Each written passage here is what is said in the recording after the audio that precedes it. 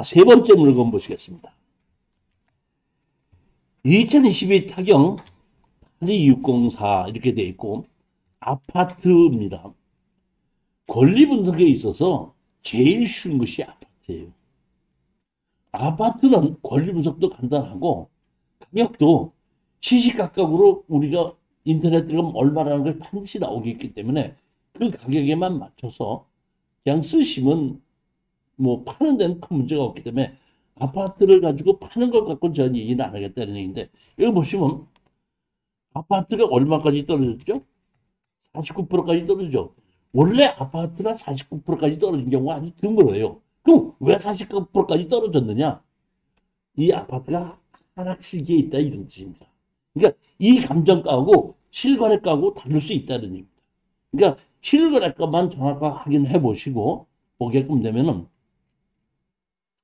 얼마쯤 우리가 마진이 남을 수 있다, 취득세, 등록세 얼마를 낼 수 있다, 여기만 맞춰가지고 쓰시게끔 되면 여기 보면 채무자 전미로 되어 있기 때문에 기준 권리보다 앞선 인수하는 소멸 기준보다도 앞선 것이 하나도 없지 않습니까? 그러니까 이 아파트는 권리 분석상 아무 문제가 없습니다. 뭐만 결정하면 돼? 가격만. 49%라고 해서 이게 진짜로 49%까지 떨어졌다고 생각하지 마시라니. 이렇게 49%까지 떨어졌을 때는 틀림없이 이 아파트가 지금 가격이 옛날에 감정을 했기 때문에 실거래 가격보다 높을 거라고 생각을 하는 겁니다. 그러니까 거기를 맞춰서 실거래 가격이 얼마 되는지를 확인을 해 보시고 입찰에 들어가시면 다른 문제는 아무 문제가 없습니다. 제가 이제 이거를 추천한 것은 보면 임의 경매로 5,100만 원이고 강제 경매로 2,400만 원이잖아요. 그럼 여기 아파트 가격이 지금 얼마로 돼 있죠? 전 가격만 해도 2억 2천이죠. 그럼 한번 떨어진 가격에 얘는 2억 2천 정도가 실질적 거래 가격 정도가 아닐까 이런 정도 생각하고 있거든요. 그러면 2억 2천에 비해서 이 채권이 너무 적어요. 그러다 보니까 제가 생각하기에는 여기에 저기 가서 얼른 뭐 이거를 재계약을 하고 다시 높여서 계약을 하고 이거는 취하시킬 수도 있거든요. 이 천 몇백만 원 취하시킬 수도 있고 가서 설정을 새로 해가지고 설정 비용을 조금 더 높게 하고 뭐 1억 5천 뭐 정도 하고 한 뭐 실질적으로 한 7, 8천이나 뭐 이렇게 대출을 받으면서 이거 갚을 수도 있거든요. 그러면 이 강제 경매를 취하를 시키려면 우리 낙태한자한테 취하 동의서를 받아야 되지 않습니까?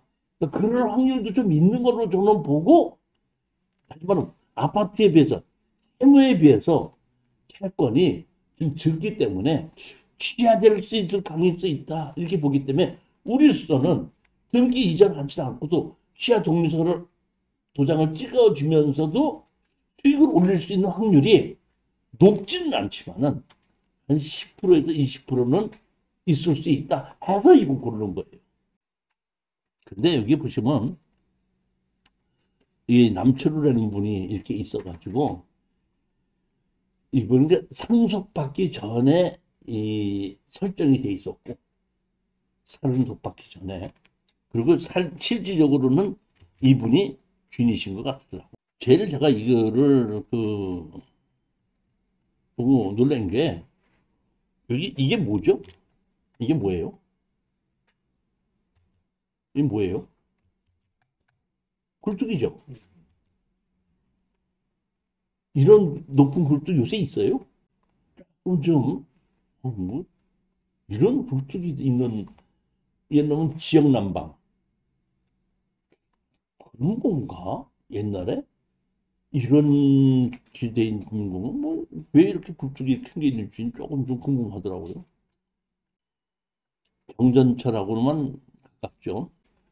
네 번째 물건을 보시겠습니다.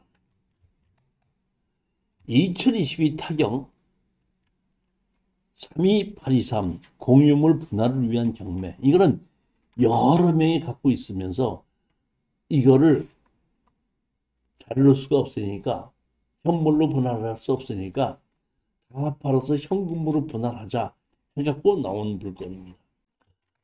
감정 가격이 5억 2,900에 1억 8,100만 원까지 떨어졌는데 보시게끔 되면 대지로 945평이에요. 대지로. 공장이나 창고 용지는 제가 봤을 때에 상당히 앞으로 우리가 투자를 해도 문제가 없을 땅이. 근데 제일 투자하지 말아야 될 땅이 전원주택지입니다. 전원주택지라는 것은 보면 특히 양평, 가평 이런 쪽에 있는 공장이 없으면서 서울에 집이 있는 사람이 세컨드 하우스를 갖고 있는 경우가 많은데, 있으니까 좋지만은 가지고 있어 보니까 관리비가 너무 많이 들거든요. 그러니까 아파트 살기 싫은 분들이 뭐 여주나 이천에 공장이 있을 때 아파트를 짓고 그냥 전원주택에 살고 싶다 하는 경우는 매매가 좀 될 수가 있겠지만은, 공장이 아무것도 없는 여주, 양평, 가평 이런 쪽에서는 그런 사람들이 잘 없고 은퇴하는 사람들이 가거나 이러기 때문에 매매가 잘 안 된다는 뜻입니다. 자, 근데 대지로 몇 평이죠? 대지가 945평, 오래간만에 봅니다. 자, 여기를 보시게끔 되면은 지목이 대지가 두 필지거든요. 한 필지가 891평이고 한 필지는 53평인데, 이 53평은 도로 맞은편에 있는 땅이기 때문에 이거는 제가 보기엔 짜놓고, 우리는 891평을 한 필지를 사는데, 여기에 보면 건물이 4동이 있습니다. 근데 건물이 4동이 있는데 건축물 관리장은 하나밖에 없습니다. 나머지는 전부 다 무허가 건물입니다. 점유자 강준심, 진종심을 만나 안내문을 공고하고, 이렇게 해서 여기에 보면 이 사람들이 있다 이런 얘기입니다. 자, 그런데 제일 중요한 게 여기 점유자들이 이렇게 있습니다. 근데 제일 중요한 게 뭐냐면 건축물 관리장은 여기에 하나밖에 없습니다. 이렇게. 근데 등기부등본을 보면은 주인이 몇 명인가 한번 보실래요? 이렇게 많습니다. 근데 제가 보기에는 옛날에 누가 큰 그 땅 부자가 갖고 있다가 상속을 받다고 그러고 다른 사람이 집을 오랫동안 지어서 살고 있다 보니까 누가 이게 어떻게 하지를 못했던 것 같은데, 누군지 몰라도 여기 이 상속받은 사람이 한 사람이 이제 이거를 다 팔아서 나누자, 이렇게 현금 분할을 요청했기 때문에 공유물 분할로 경매가 진행된 겁니다. 그러니까 여기에 공유물 분할로 진행되기 때문에 기분권자가 이렇게 여러 명이라고 하더라도 우리 낙찰자하고는 큰 문제가 없습니다. 어차피 주인이 한 사람이 있으나 10사람이 있으나 전부 다를 판매하는 거니까. 근데 핵심은 이거에 보면 이 땅이에요. 이 땅인데 감정평가서 보면 여기 집이 하나, 둘, 셋, 4개 있지 않습니까? 그러니까 사실은 보면 이렇게 자르고 이렇게 자르고 이렇게 잘라서 이 땅은 이 건물 주인한테 팔고 이 땅은 이 건물 주인한테 이렇게 팔으면은 아무 문제가 없습니다. 그런데 가장 중요한 것은 뭐냐면 이 집들이, 항공사지 보면 여기 집이 이렇게 있죠. 이 집이 건축물 관리장은 하나밖에 없죠. 그러면 집 상태가 좋다 그러면은 내가 집 주인이 땅에 대해서 미련을 가질 수가 있어요. 아, 이거 땅을 뭐 좀 싸게 준다 그러면 내가 좀 사겠다 할 수 있지만은, 예를 들어 볼게요. 우리 김 사장님이 가다가 아주 좋은 단추 하나 주셨다고 그 단추를 버리기 아까우니까 그 단추 써먹으라고 양복 맞춥니까? 이 얘기는 뭐냐면 건물 자체가 나쁜 건물 주인이 그 건물을 지키기 위해서 이 땅을 사지는 않을 수도 있다는 얘기입니다. 그러면 가장 중요한 게 이게 뭐냐면 우리가 어떤 땅에 건물을 지려면 뭘 해야 되죠? 건축허가를 받아야 되죠. 그렇죠? 그러면 건물을, 옛날에는 어떤 땅에 건물을 짓기 위해서는 건축허가를 받아야 되는데, 지금은 내가 갖고 있던 건물을 허물으려고 해도 허가를 받아야 됩니다. 그러니까 이 건물을 내가 땅을 전부 다 사갖고 허물으려고 해도 뭘 받아야 돼? 허가나 신고를 받아야 된다는 얘기입니다. 그러니까 만약에 건물 주인들이 알았어 난 나갈게 해버리면 건물 철거 비용까지 우리가 다 떠나야 된다 이런 얘기입니다. 이해가 가셨죠? 그렇기 때문에 이 건물 상태를 잘 봐야 된다 이런 얘기인데 제가 보기에는 아까 두 필지 중에 한 필지는 여기거든요. 그러니까 이 건물 주인한테다가 팔려면 사라 해야 되는데 이 건물 주인도 안 사 그럴 수도 있죠. 그럼 여기 보면 여기에 있는 이제 건물이 나머지 우리는 잘라서 팔겠다고 했는데 자 보십시오. 용도 지역은 계획관리 지역이고 여기 보면 지평병이기 때문에 그 동여주 인터체인지에서 약간 좀 그 뭐라 그러죠? 그 올라가는 쪽에 이쪽에 있죠 보면 집이 이런 집이 하나가 있고 이 집은 그래도 조금 그 상태가 좀 그 땅을 포기할 만큼 집이 나쁘지는 않은 것 같은데 나머지 집을 보면 여기 뭐 빨래를 널고 이렇게 있지만 이 집, 그 다음에 이 집, 그 다음에 이 집. 이 집 주인들이 이 집을 지키기 위해서 땅을 살 것 같아요? 안 살 것 같아요? 결국에 가서는 제가 보기에는 이렇게 해서 잘라서 이거를 철거를 해서 분할해서 팔려고 그러면은 많이 안 남아요. 예를 들자면 저 같은 경우에는 땅 주인, 건물 주인들은 누구 있을 테니까 건물 주인들을 상대로 철거해서 지려 내놓으라 그러고 싹 다 팔아가지고 다 물어갖고 창고 용지나 공장 용지를 팔면 됩니다. 이해가 가셨죠? 그러니까 이 철거하는 비용을 우리가 건물 주인을 찾아서 건물 주인에게 떠넘겨야 됩니다. 그러니까 이런 경우에는 우리가 지금 보면 건물 주인이 양평군에 가서 나 이거 건물을 자진해서 철거하려고 하니까 지원을 해주십시오 하면 건물 주인이 지원해달라면 일부 지자체에서 지원을 해줍니다. 지금. 그러니까 제가 판단하기에는 절대 지금 현재 전원주택지를 가지고 양평이나 가평에서 돈을 벌 생각하지 마시라는 거예요. 경매가 나오는 것도 전부 다 집이 좋은 집이 있어도 반가격입니다. 그렇기 때문에 이거는 34%까지 떨어졌기 때문에 그런 식의 목적을 갖는다 그러면은 한번 투자해 볼 만 할 것이다. 처음서부터 건물 주인을 찾아서 뭘 한다?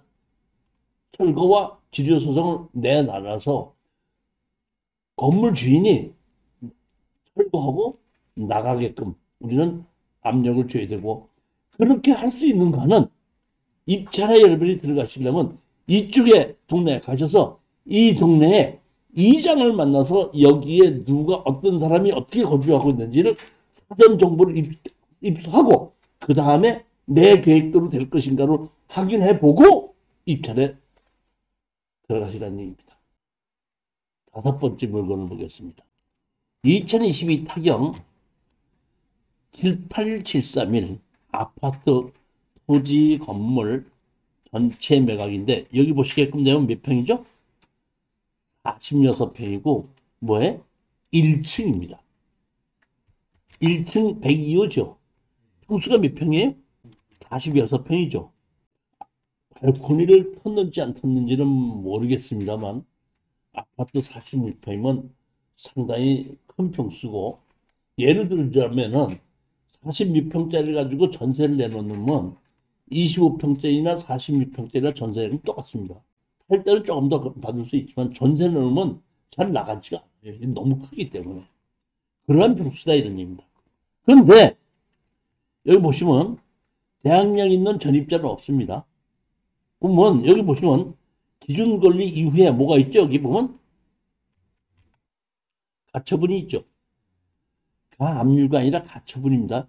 소멸 기준 이후에 가처분이 있거든요. 소멸 기준 이후에 가처분이 말소가 돼야 안 돼요. 말소 안 되는 가처분도 있을 수 있다는 겁니다.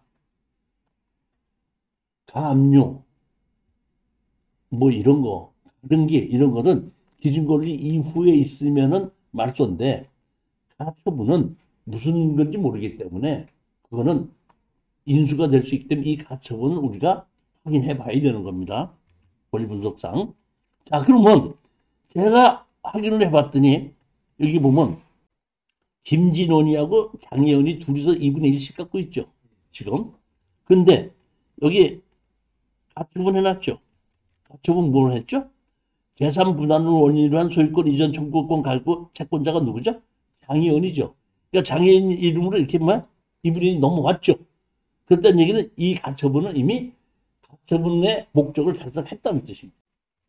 그러니까 그거는 결정이 문제가 없다 이런 얘기인데 여기 보시게끔 되면 자 보면 이겁니다. 당 누구에 의하면 자신은 어린이집 보유것으로 해당 세대는 미소사임당이라는 어린이집 다시 말하면 1층에 46평인데 어린이집으로 지금 사용하고 있다 이런 뜻입니다. 그러니까 제가 보기에는 이렇게 어린이집을 사용하고 있으면 어린이집을 여기를 그대로 할 수 있게끔 해서 누군지 몰라도 이 어린이집을 쓰고 있는 사람에게 그대로 임대를 해도 되지 않을까 싶은 생각은 들어요.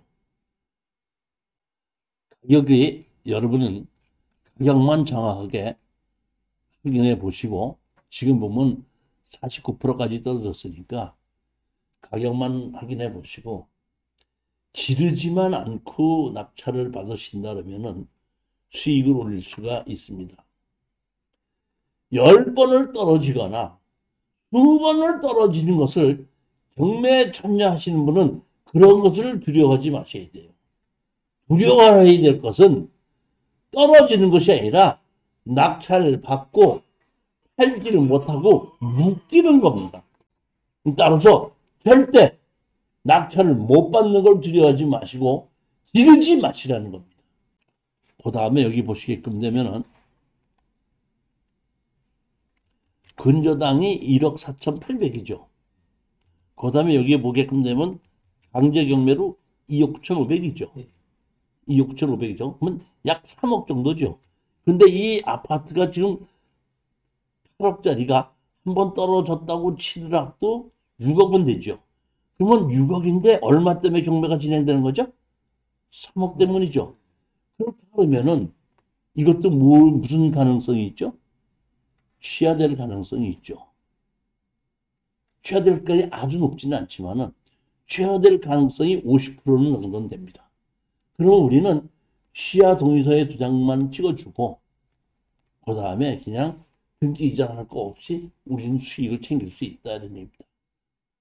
잔금을 내지 않고 거기에 대해서 욕심을 많이 내지 마시고 즉 지르지 마시고 그렇게 돼도 좋고 잔금을 내도 좋고 어떤 방법으로 가도 우리로서는 마진은 생긴다 이런 마음으로 입찰 들어가셔야 된다.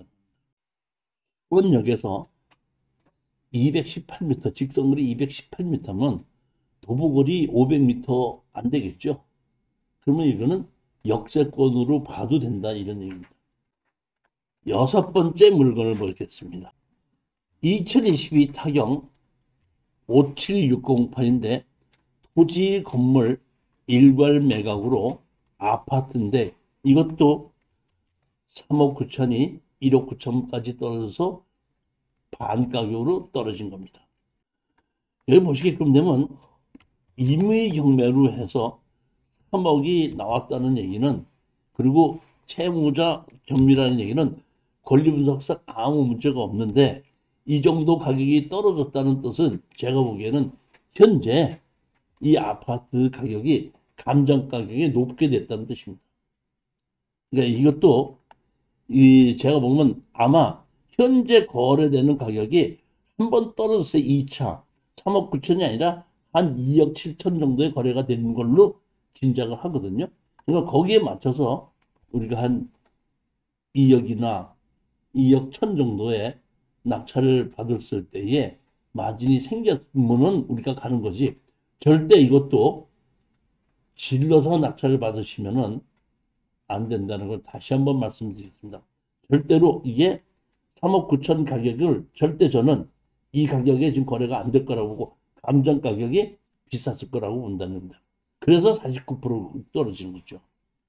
그렇지만 권리 분석상으로는 대항력 있는 임차인도 없고 우리가 소멸보다 인수할 수 있는 등기부상반의 권리 분석 문제는 없다는 겁니다. 잠시 이제 말씀을 드리겠는데, 특수 경매 해갖고 제가 이렇게 교재가 보게끔 되면 부동산 소송이다 그래서 1, 부동산 소송이다 2, 그 다음에 특수경매 임무이다고 3, 그 다음에 소송경매다고 해서 4 이렇게 만들었습니다. 이 부동산 소송이다 1하고 2는 제가 이번에 소송했던 사례를 갖고 새로 쓴 책이고, 3하고 4는 원래 특수경매 인문이 다 있었고 소송경매 인문이 있었는데 책이 좀 오래되다 보니까 제가 개정을 해서 지금 만들어서 강의를 하고 있습니다. 근데 이렇게 해서 매주 화요일 날 그 강의를 하고 한 과목이 첫째 주 화요일 날 시작을 해요. 그러니까 4번 강의를 한 것으로서 그 한 과목 과정이 끝이 난다는 얘기입니다. 그리고 이 교재 4권을 포함해서 제가 48만 원을 받고 있는데, 여러분이 48만 원은 원래 4개월 과정인데 이 4개월 과정을 한 번 듣지 않고 계속해서 반복해서 내가 실질적으로 낙찰을 받아서 팔을 때까지 해야 되기 때문에 1년 동안을 수강할 수 있다 이런 얘기고, 여기에 대한 이 4권이 무슨 내용이냐면은 여러분보다 앞서서 등록을 하셨던 분이 제가 추천을 해서 낙찰을 받고 팔았던 사례입니다. 그러니까 우리가 팔기가 제일 좋은 것이 뭐죠? 아파트죠. 그러니까 아파트 같은 거는 가격만 결정해 놓고 내놓으면 팔리는 거다 보니까 그거는 별로 걱정이 없이 어떤 식으로 팔아야 된다는 걱정 없이 할 수가 있지만, 그렇지 않고 땅이나 공장이나 다른 물건인 경우에는 건물 매각 제휴나 지분이나 이런 경우에는 반드시 내가 이걸 낙찰을 받았을 때 어떻게 팔아야 된다는 것을 알고 팔 수 있다는 것이 확인이 됐을 때 사야 된다는 겁니다. 팔 수 있을 때 내가 누구한테 얼마에 팔 수 있다는 걸 알게끔 되면은 당연히 사는 가격이 내가 결정할 수가 있죠. 그러니까 그렇게 해서 사는 가격을 결정하고 단독공찰이 돼도 후회하지 말고, 떨어져도 후회하지 말고, 떨어지면 다음번에 더 좋은 물건이 기다리고 있다. 이런 식으로 투자를 해야지 돈을 벌 수가 있고 성공할 수 있다는 얘기입니다. 잘 받는 것이 중요한 게 아닙니다. 두 번째는 보면 제가 옛날부터 강의하던 것이 보면 토지 개발 이렇게 강의가 있는데, 도로가 있고 농지가 있고 토지 개발 완투가 있는데, 사실 이 농지를 강의하다가 지금 이번에 중단을 했어요. 왜냐하면 농지법이 너무 많이 바뀌어가지고 이 옛날 교재를 갖고 강의를 못 하겠더라고요. 그래서 제가 잠시 중단하고 교재를 좀 새로 쓰고 있고, 바뀐 법을 가지고 새로 교재를 쓴 걸 갖고 이제는 이거를 동영상으로 밴드에다 올려서 계속해서 보여드릴 테니까 이 토지 개발에 대한 강의는 그냥 동영상으로 밴드로 해서 들으시기는 바라고, 등록을 하신 분들에게는 제가 새로운 교재 만드는 것을 다 우편으로 보내드릴 예정입니다. 토지개발 1과 2는 그대로고, 제가 지금 새로 쓰고 있는 것은 농지는 지금 새로 쓰고 있고 도로도 지금 조금 제가 옛날에 이 도로 책을 만들었을 때와 지금 도로에 대한 것이 더 경험이 많아졌기 때문에 조금쯤 개정판으로 해서 새로 만들어 가지고 강의할 예정인데, 이 토지 개발에 대한 과정은 동영상으로 강의를 하겠다 이런 얘기입니다.